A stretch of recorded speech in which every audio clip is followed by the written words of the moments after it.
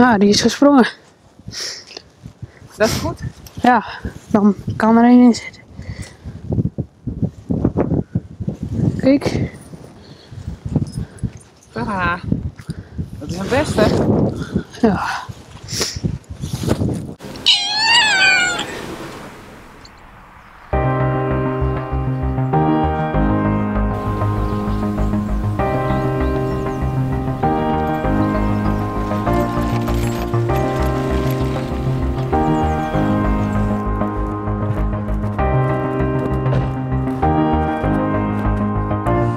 We zijn bij Johan van Dijk in Oud-Lemmer. De boerenzoon die maar één ding wil. En dat is letter het bedrijf van zijn huid doornemen. We gaan nu van het hier naar een bergenhouderij in de buurt.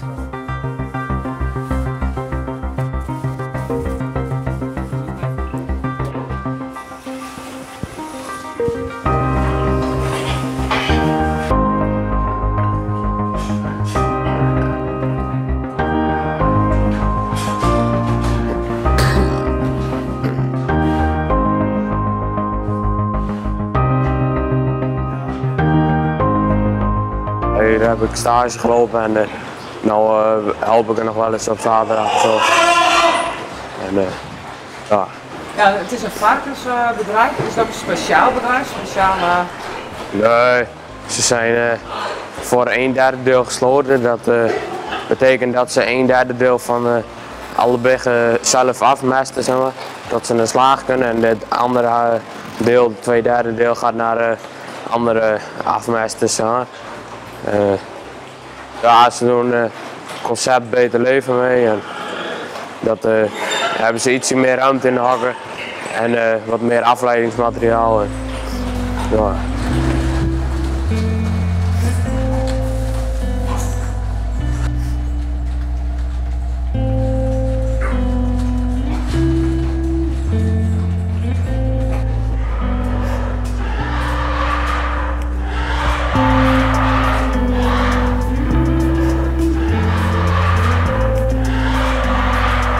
Vind je wel in de olie? Nee, het ruikt anders dan dat je gewend bent.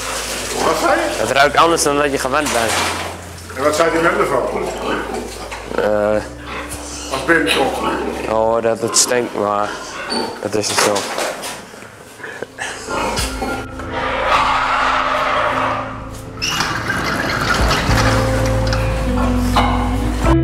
Deze gaan bijna weg.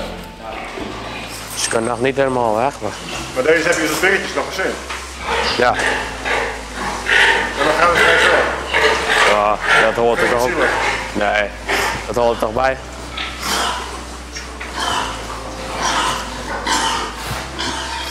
Waarom op de plaats? De familie van Dijk is net helemaal compleet, want zus Gerda is op stage in Amerika en wennen tijdelijk bij familie in South Dakota. Ben je naar de kapper geweest? Nee, dat moet nog. Oh, maar ja, dat is best kort voor jou doen. Nee, het is te lang. Ja. Oh, oké. Hoe is dat de boerderij? Wel best. Mooi. En met de schapen? Ook wel best. En heeft ze allemaal nog? Allemaal.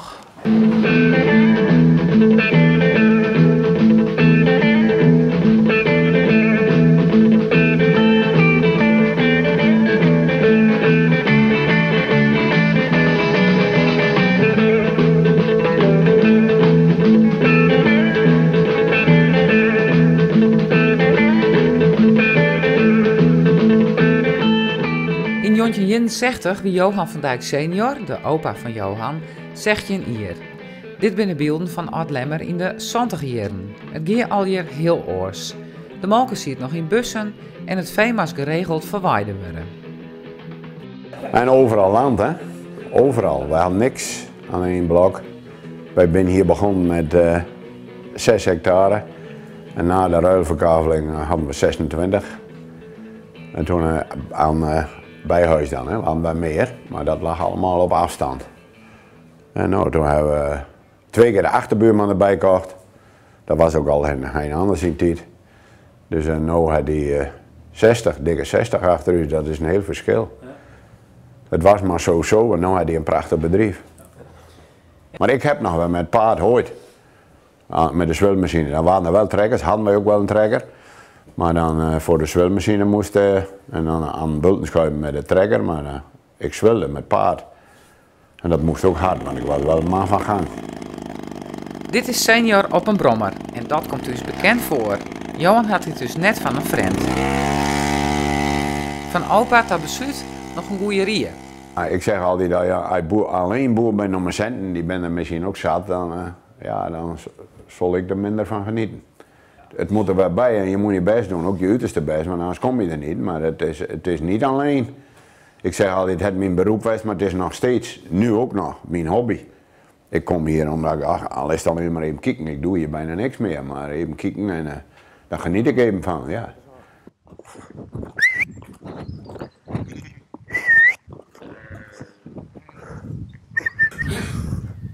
Johan is correct als zijn opa een echte liefhebber. Dat blijkt wel uit alles.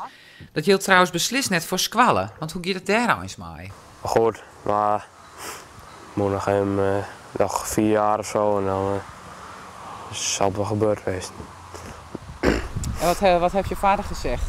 Ja, minimaal middelbare niveau 3 en dan anders dan kon ik geen behoren, zei hij dus. Nou. Dus wat dat betreft heb je wel een stimulans om je best te doen. Ja. Maar dat is toch wel vrij duidelijk als je vader zegt van ja, je moet echt wel je opleiding afmaken, anders dan mag het niet, anders kan je het niet eens overnemen. Nee, daarom. Dus ja, het kan beter duidelijk zijn dan, Ja, dan heb je een doel. Ja, weet je waar je aan toe bent. Hey, we gaan vanmiddag even naar de Kate, heb ik begrepen. Nou ja, gewoon een gezelligheidsding wat na de kerk of zo, dan gingen we daar op de teen met z'n allen en dan praten en zo. Zijn hier nog wat jongeren in de buurt? Ja. Een stuk of 10 of zo wel, soms. Ja, niet heel veel hè? Nee, niet zoveel, maar het is ook allemaal op afstand, ze moeten allemaal fietsen. Nou, die zitten dan ik haast al het zien in de kelderkeet, bij een van de vrienden van Johan. Ze kennen elkaar van het kerken en komen hier een paar keer in de week bij elkaar.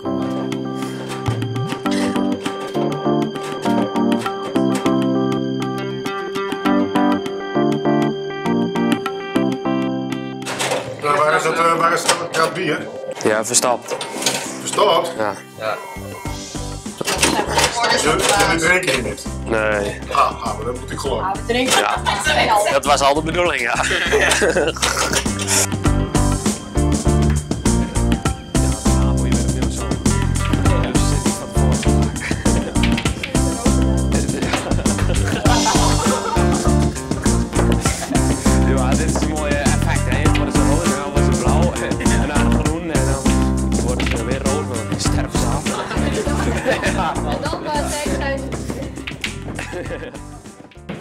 Heb jij een vriendinnetje? Nee. Hey jongens, heb Johan al een vriendinnetje of niet? Nee. Super. Nooit. Zielig. Doen we niet aan. Nog geen verkering en nog een paar hier naar squallen. Johan heeft de komende jaren nog genoeg te doen. Zie je nooit mijden. Maar dan heb jij die vliegbuffet en die riemenbies denk ik, of niet? Ja, als ik section ben, wil ik mijn vliegbuffet al helpen. Dus ik denk dat Jerk het wel inderdaad. Maar een shirt mooi onder de vleugel. Ja.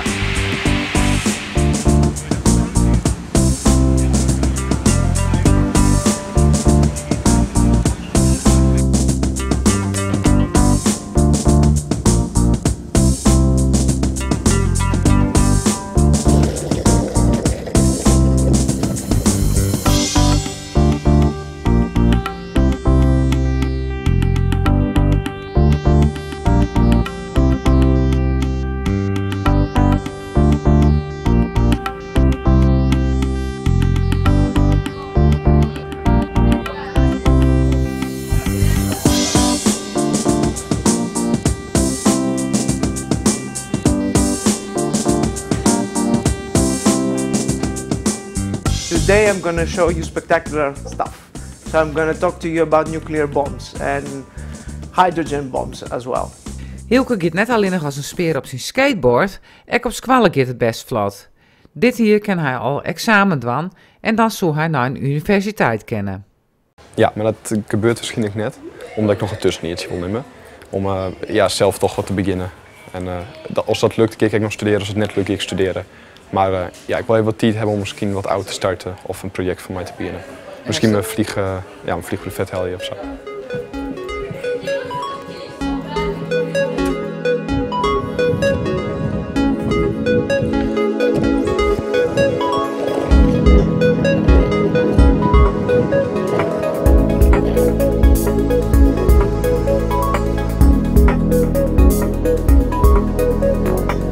Van squallen naar huis gaat vanzelfs ook op het skateboard.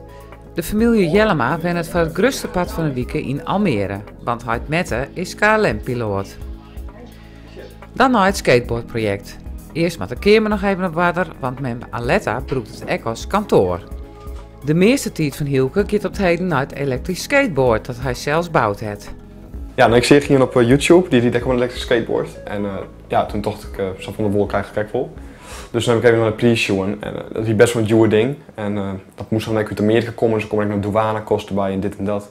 En in Nederland ben die dingen ook kant-en-klaar te kopen, maar dat ben weer wat goedkoper die kan zo snel gaan en die net zo vier kennen. Dus toen ben ik nog wat vier gaan en toen bleek dat ik die dingen gewoon zelf kon bouwen. En ik heb net een standaard pakket gebouwd, dus ik heb echt wel wat eigen twist erin, zeg maar. En toen heb ik eigenlijk al die dingen bij elkaar hellen, van Marktplaats en sommige dingen die snij. En toen heb ik nog een bestelling uit Amerika die een bepaalde dingen kon gewoon net in Nederland krijgen. Maar dat heb ik in één keer al in één doos hier gekregen. Dus en toen is dit ontstaan. Hij is een paar keer kapot gegaan en er was er wel een nice spul bij. Dus hij rint wel wat omheen, maar hij zit nog steeds gewoon op 24% van dat dure ding uit Amerika. Nou, dan staat hij op 50 ampère, maar ik wil dat hij graag 60 in kan. Zo, scroll dat er even op. Dan kan ik hem even testen. En de remmek. Het betinken en maatje van het skateboard is een van de projecten van Hielke. Hij vindt het geweldig en zucht er ook weer handel in. Maar eerst moet het perfect wezen. Dus met deze batterij ken ik 2 keer op een deel naar squallen. Maar mooi dit pakket die ik kan opzetten. Het ziet er nou nog heel lelijk uit, maar dat wordt wel je zwart. En dat komt er bob op te staan en ik heb al je connectors al besteld. En dan kan ik op een deel naar Lelystad. Dus dat is echt zeker wel nooit uit te zien. Dat ga ik dan echt wel. Is dat echt waar? Ja, ik ga op een deel naar Lelystad. Van Almere. Maar wat is dit nou de landloon? Ja, gewoon om dat even te documenteren en dan te zeggen van ik heb iets gebouwd wat ik gewoon op een deel ken naar Lelystad. En dat houdt hij lekker vol. En dat is wel heel vet, want zelfs dat product uit Amerika, het duurste van het duurste, dat redt dat net. En ik heb iets gebouwd voor zo'n prijs die dat wel kennen. Ja, en wanneer is dat het ding naar Friesland? Op zich zou we kennen, halverwege even opladen dan. Even bij de McDonald's even opladen. Ja.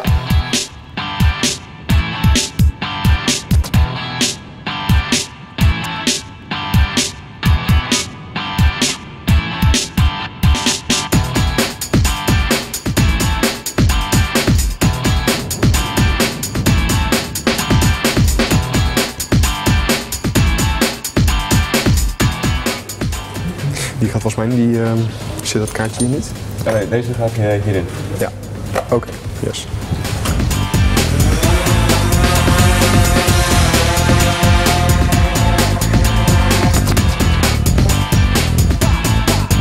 Hielke Woluzek heeft zijn werkje litten.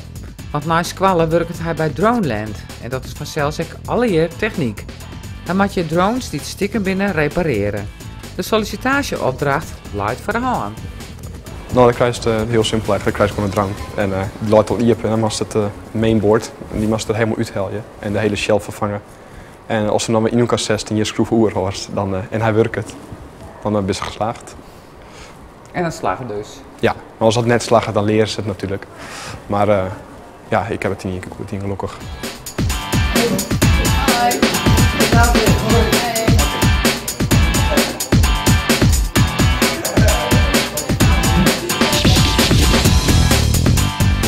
Ook al gaat Hielke naar squallen in Almere en wennet hij daar voor het grootste pad van de week.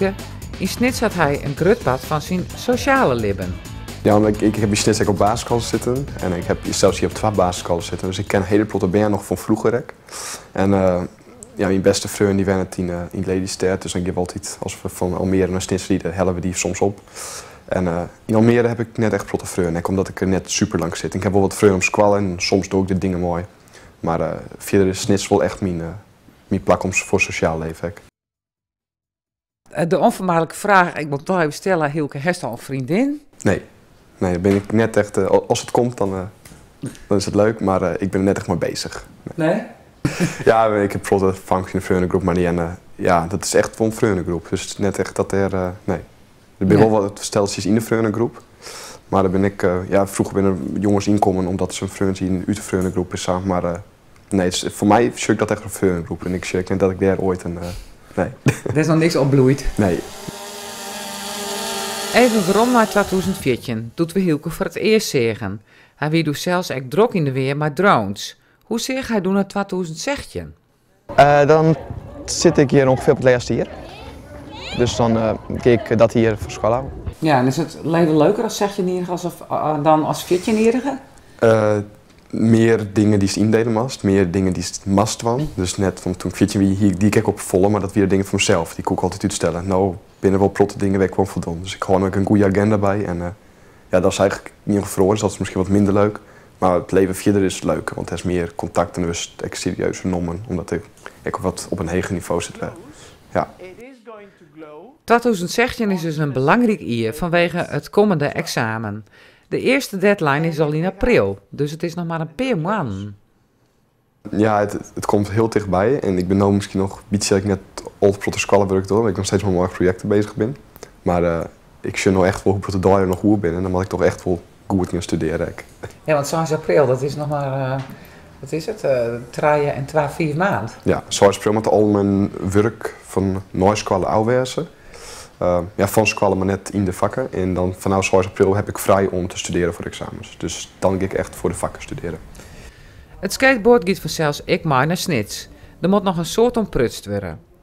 We komen nog even waarom op de toekomstplan. Takom hier is Hielke Kleerma uit VWO, als alles goed gaat, en wil dan even net studeren. Hoe zit dat eens? Als ik klaar met mijn school dan ga ik net direct studeren, want ik heb een idee voor een bedrijf, want ik heb een god in de markt van Sisma. Dus dat wil ik helemaal uitwerken en dan wil ik dat beginnen. En als dat een succes is, ga ik nog steeds studeren. Als het faalt, ga ik studeren. Dus dat heeft via die een effect daarop. Maar ja, ik heb wel even een jaar nodig om daar echt al mijn tijd in te steken. En dan hoop ik dat dat wat wordt. Ja, en is dat te combineren? Let het dan ik weer als wel studeren gist? Ja, en als het natuurlijk gewoon succesvol is, dan kan ik eventueel in dienst nemen die dan voor mij wat dingetjes tot. En ja, ik in mijn studietijd, het is op zich net een bedrijf waar echt een hele grote tijd voor is als de structuur er leidt. Dus als het in dat jaar al je goed is, dan kan ik dan ook gewoon studeren en dan moet terugkomen. Want wat voor bedrijf is dat dan? Het heeft te maken met mijn skateboard, maar meer zit ik net. Het kan dus alle kanten op in 2018. Een bedrijf of een studie of allebei. De grootste kans is dat we Hielke treffen op de Technische Universiteit Twente in Enschede.